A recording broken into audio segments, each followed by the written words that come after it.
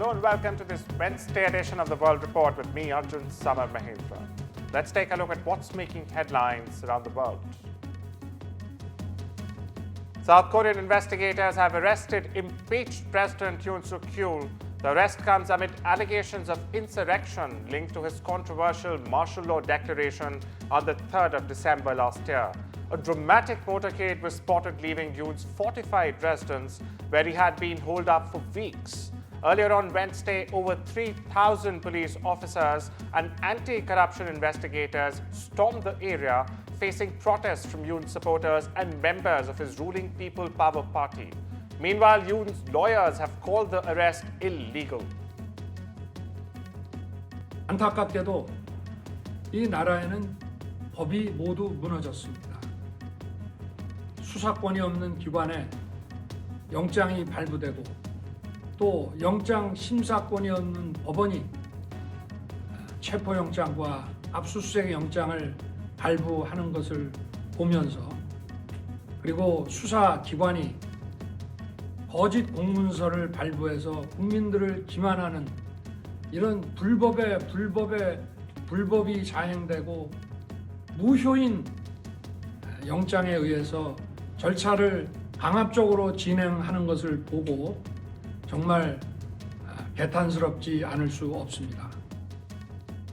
After months of back and forth and several rounds of failed talks, mediator Qatar has revealed that Israel and Hamas are at their closest point yet to a ceasefire and hostage release deal. Now, reports indicate that Hamas had accepted a draft agreement for a ceasefire in the Gaza Strip and the release of dozens of hostages. Officials have expressed mounting optimism that a deal could be reached ahead of the January 20th inauguration of US President-elect Donald Trump, whose West Asia envoy has joined the negotiations. However, back home, Netanyahu faces an uphill task.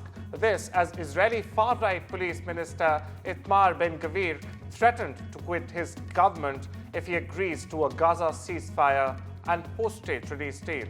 Listen in. I believe we will get a ceasefire.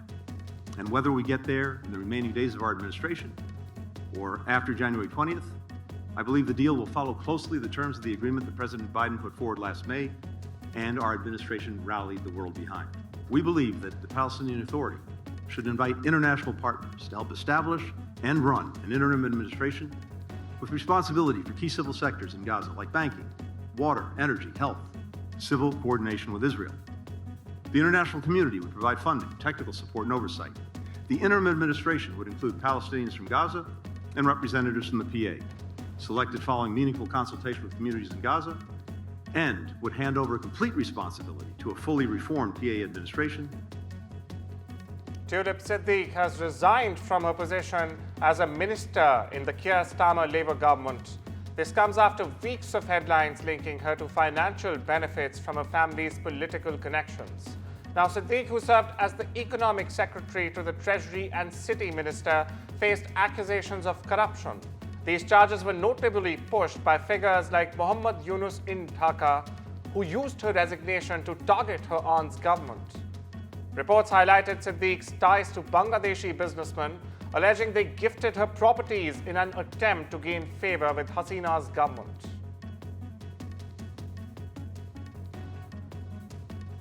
The UK has relaunched free trade agreement talks with India, aiming to elevate their bilateral relationship.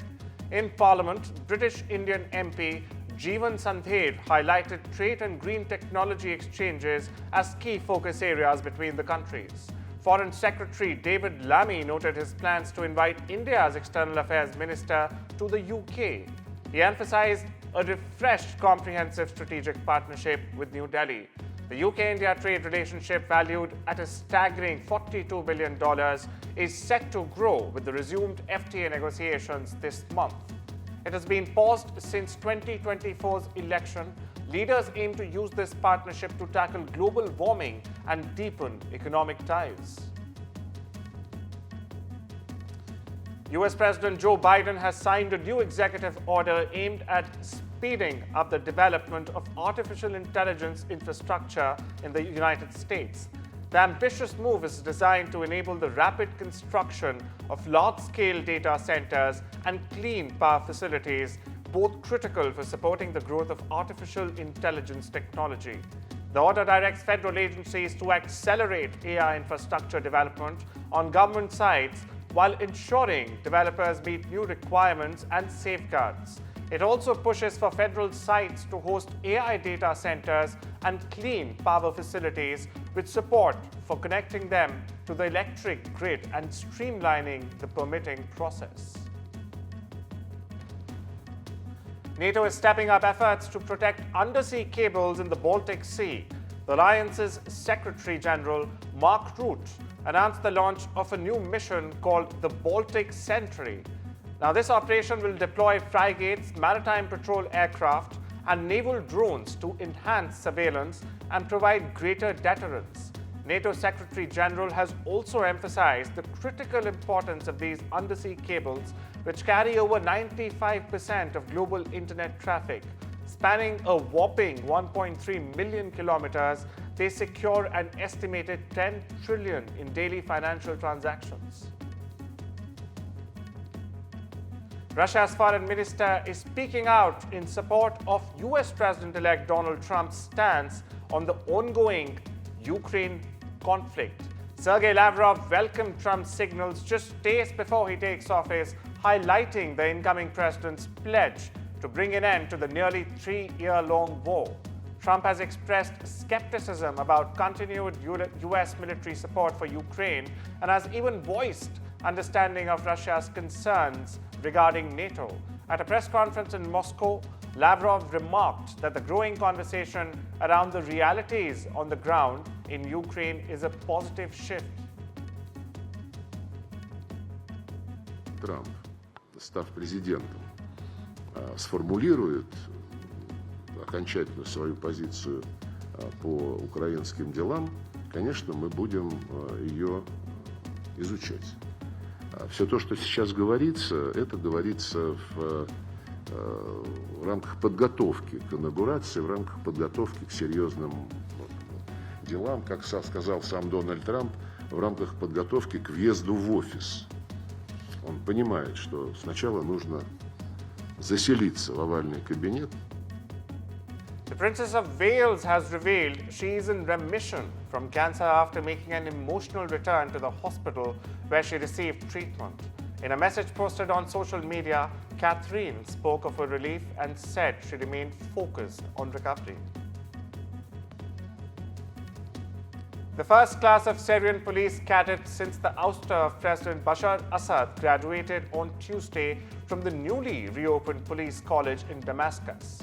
Now, the police college began accepting applications shortly after insurgents toppled Assad last month, ending decades of his family rule that was known for widespread surveillance, arbitrary detentions, torture, and deaths of real and perceived opponents.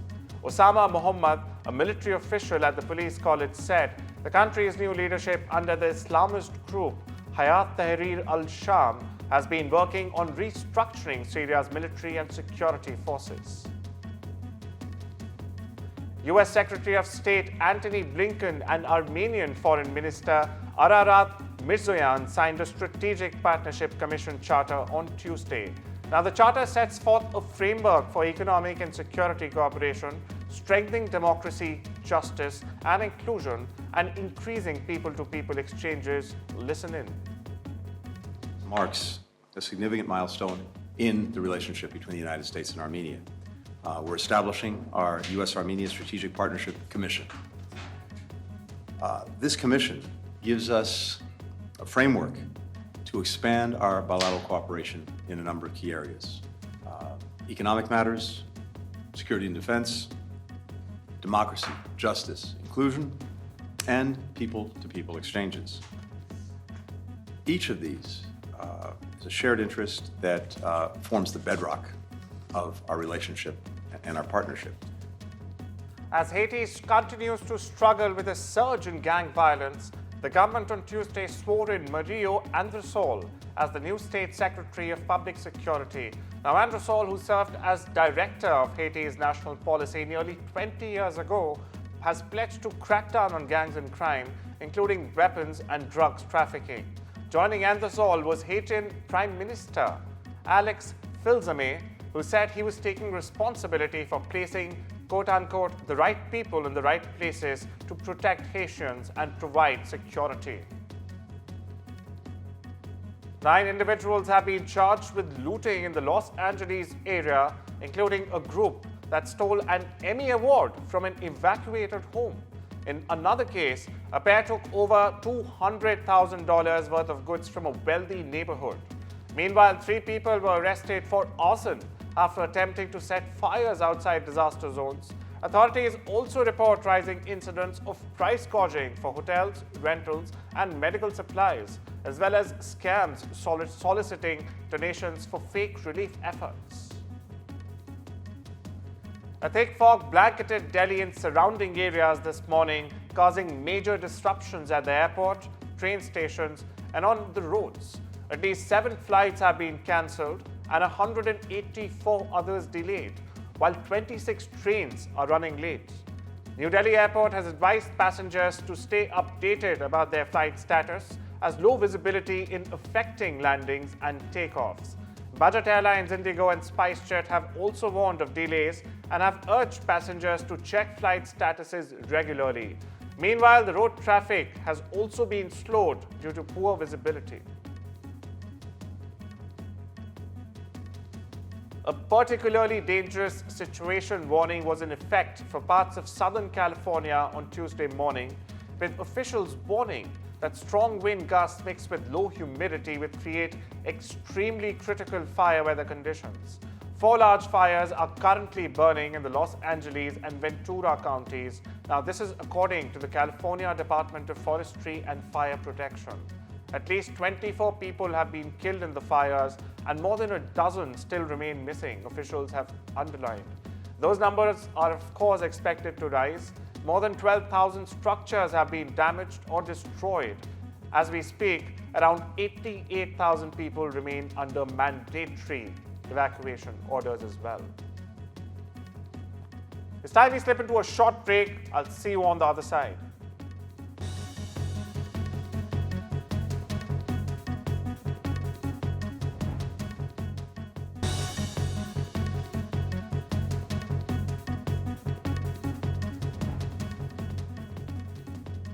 Welcome back. You're watching The World Report on NDTV. In a major legal move, the US Securities and Exchange Commission is suing Elon Musk, accusing the billionaire of failing to disclose his growing stake in Twitter. According to the SEC, Musk's delay in reporting his purchases allowed him to buy shares at artificially low prices, saving him an estimated $150 million. Under SEC rules, investors who buy more than 5% of a company's shares must report it within 10 days. Musk, however, reportedly waited 21 days, that's more than twice the time, before making his filing. In response, Musk did not hold back as usual, calling the SEC a totally broken organization in a post on X. Economists have said that devastating fires in the Los Angeles area are likely to put modest pressure on the US national economy in the near term, but are unlikely to derail strong forward momentum. Forecasters reckon the fire's destruction of property and job market disruptions could put upward pressure on inflation, as they also slow growth and put a modest brake on hiring, although not at a large enough level to fundamentally change the outlook.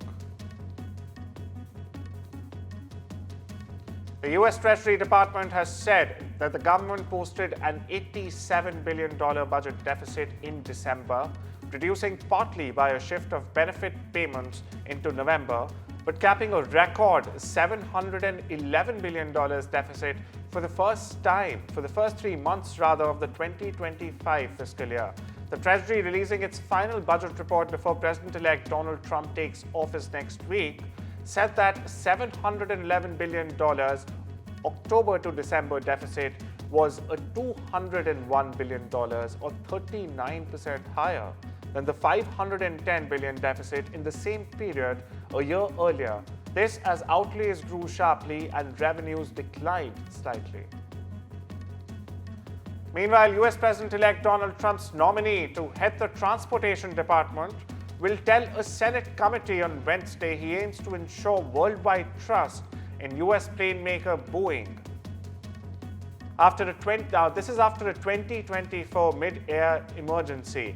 According to reports, Sean Duffy, a former US House lawmaker, has said, and I quote, "I will work with Congress and the FAA to restore global confidence in Boeing and to ensure our skies are safe."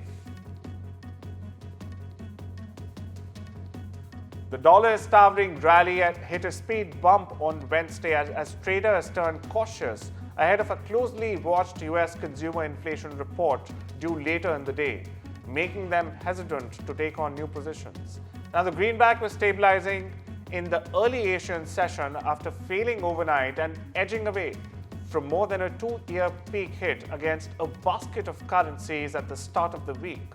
Its decline came in part due to a tame reading on US producer prices, which pulled Treasury yields off their highs. ByteDance's own TikTok plans to keep paying US employees even if the Supreme Court does not overturn a law that would in fact force the sale of the short video app in the US or ban it. The company's leadership said in an internal memo reviewed by Reuters on Tuesday. Now, the hugely popular platform is owned by China-based ByteDance and has around 7,000 employees only in the US. Last week, the US Supreme Court seemed inclined to uphold the law, which was passed in April last year, despite calls from US President-elect Donald Trump and lawmakers to extend the January 19 deadline. The tribunal has ruled that Apple and Amazon have successfully fought off a mass lawsuit in Britain over alleged collusion between the tech giants to remove the resellers of new Apple products from Amazon's website. The lawsuit was brought by consumer law academic Christine Riefa on behalf of around 36 million British consumers who had bought Apple or Beats products. According to reports, Microsoft is planning to halt hiring in parts of its consulting business in the US in a bid to cut costs. The tech giant is looking to manage overall expenses as it looks to continue investments in its AI efforts. Earlier this month, Microsoft said it planned to invest about $80 billion in fiscal 2025 on developing data centers to train AI models and deploy AI and cloud-based applications. A half-dozen trader groups from the semiconductor and manufacturing industries sent a private letter to US President Joe Biden complaining that the new export controls expected this week were rushed through without consulting them. The Biden administration, for perspective, on Monday released regulations on where computing chips from NVIDIA, in fact, can be placed around the world, setting up a 3-tier system in which most nations will need to obtain licenses to build AI data centers with US chips.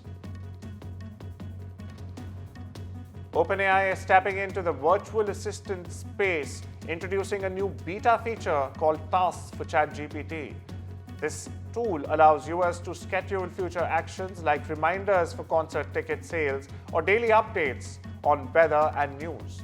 ChatGPT can also suggest tasks based on user interactions, though users can choose to accept or decline them. With this move, OpenAI aims to compete with established virtual assistants like Siri and Alexa, as Amazon has also updated Alexa with generative AI capabilities to keep pace in the ever-evolving market. The US House of Representatives has passed a bill that would ban transgender athletes, in fact, from competing in women's and girls' sports at federally funded educational institutions.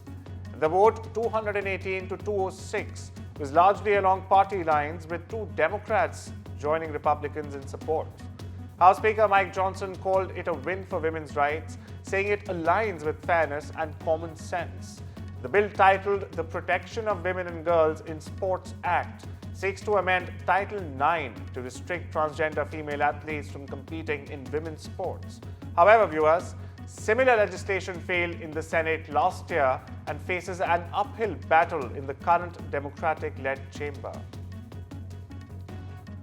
It's estimated that more than 700 female athletes have been displaced by males in their women's sporting events.